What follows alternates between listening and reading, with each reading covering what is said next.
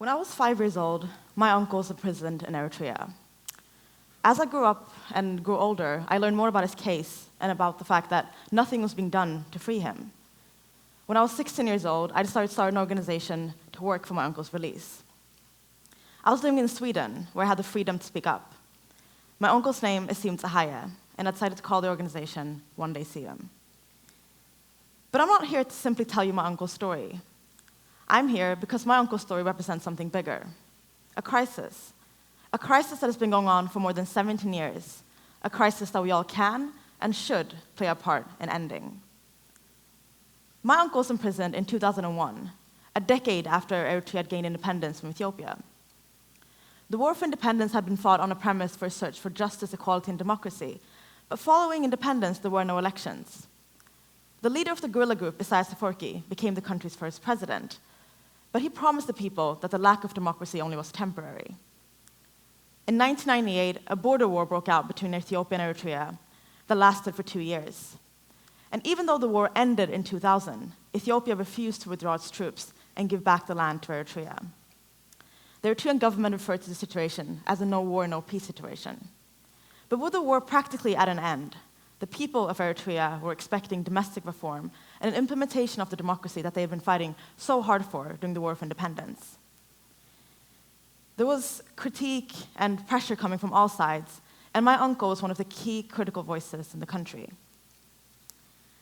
He was known to be a fearless and vocal man, and during the war, he was a prominent photographer and a brilliant documentary maker whose work was known all around the world. After independence, he became a freelance journalist focused on the well-being of the Eritrean people. In April of 2001, students protesting new policies violating their human rights were detained and even killed in prison. My uncle wrote that the leaders of the future are being killed by the leaders of today. He urged the government to have an open dialogue with the people to ensure the best result for the future.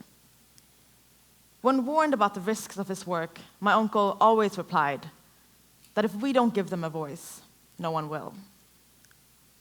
On the 18th of September 2001, a week after the terrorist attacks in New York City on 9/11, the free press was shut down in Eritrea.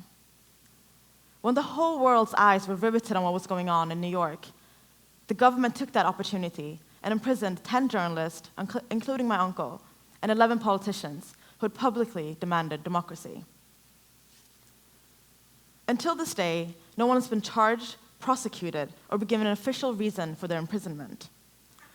Until this day, the only information that we have about our relatives' conditions and whereabouts are from prison guards who have fled the prisons. They say that they're held in a maximum security prison where it's burning hot during the day and freezing cold during the night, and with their hands and legs tied like this 24 hours per day. Until this day, no one has been allowed to visit them, and no one has been released. Since then, Eritrea has turned into one of the worst dictatorships in the entire world. And the government's excuse has always been that all the measures that they've taken since 2001 have been necessary because of the border war with Ethiopia and its threat to national security. But the standoff at the border cannot justify the fact that all capable Eritreans are enlisted indefinitely in the national service. Nor does it justify the horrible rape, torture, or crimes committed in that camp. Crimes that the UN Commission has classified as crimes against humanity. Ethiopia refusing to withdraw its troops to demarcate the border does not justify the fact that Eritreans between the ages of 6 and 65 are not allowed to leave the country unless granted an exit visa that almost never is given. It does not justify the fact that elections still have not been held, that the country's constitution still has not been implemented, and that the parliament still has not convened since 2002. It does not justify the fact that the only university in the country has been shut down, that the free press still has not been opened, and that tens of thousands of people have been imprisoned without a trial, simply for expressing their opinion, practicing their religion, or attempting to leave the country. The fact that there was a standoff on the border cannot justify making the country into a living hell where youth are robbed of their autonomy, potential, and freedom, and over 5,000 people flee the country every month, choosing to rather risk their lives on flight than stay. What happened in Eritrea following 2001 was never about national security. It was simply about a government that wanted full control over its people. I'm here today because at this point of time, the Eritrean government's plan is working. With no political institutions to check the government's power, with no constitution to protect the people, with no freedom of expression, no civil society, and barely any access to the internet, it is impossible for pressure to come from inside of Eritrea. Instead, it's been up to the outside world to advocate on behalf of the Eritrean people. But we, the Eritrean diaspora, and the rest have failed. There's practically no significant pressure being put on Eritrea right now. There's barely any public knowledge about the situation there. Many of you had probably never heard about Eritrea before, let alone the human rights abuses being committed there, and you're not an exception. This was demonstrated by the world's reactions to the peace deal that happened between Ethiopia and Eritrea this summer. The war that for 17 years has served as the sole excuse for the government's oppressive politics was over, vanished. And for the first time in my entire life, Eritrea properly made it to the news. But there were only celebrations from the world politicians and leaders. There were extensive talks about trade and business deals, area reopenings, but there was no critique. There was no acknowledgement of the dictatorship that had been created in the name of this war. There was no ask or demand for accountability for the disproportionate measures that had been taken behind the premise of this war. There was no pressure for change. There was no voice for the Eritrean people. More than 3 months after the signing of this peace deal, nothing has changed in the country. The Eritrean population remains slaves of the government. More and more Eritreans are leaving the country. More and more Eritreans are dying on flight. And still, there's no pressure from the outside world. A month ago, Eritrea was elected into the United Nations Human Rights Council, unopposed. We have failed. We have failed miserably.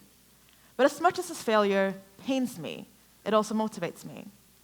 We have seen the result of 17 years of silence, and it's painfully obvious that we cannot afford to stay silent, indifferent, or passive anymore.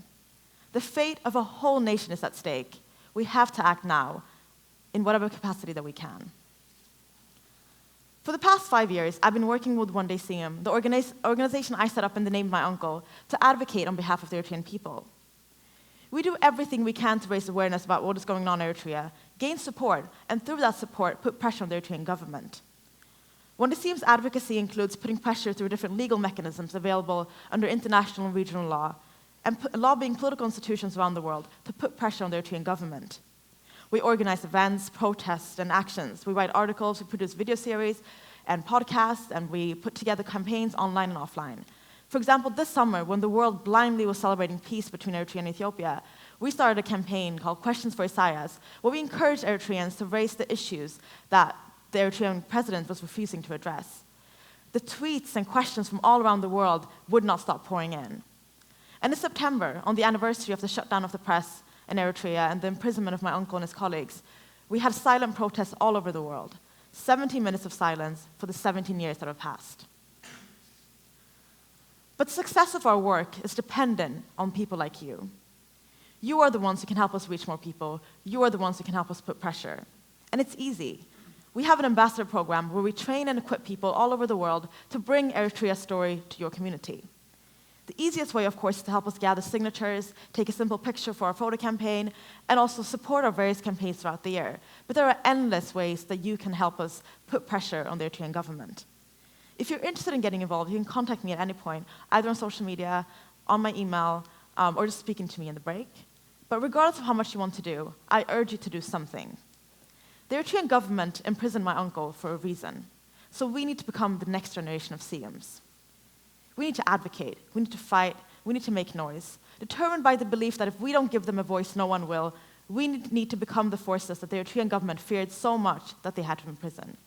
Because it is only when we do that, when enough of us come together and take action, that the Eritrean people will have a chance to the free and dignified life that they so rightfully deserve.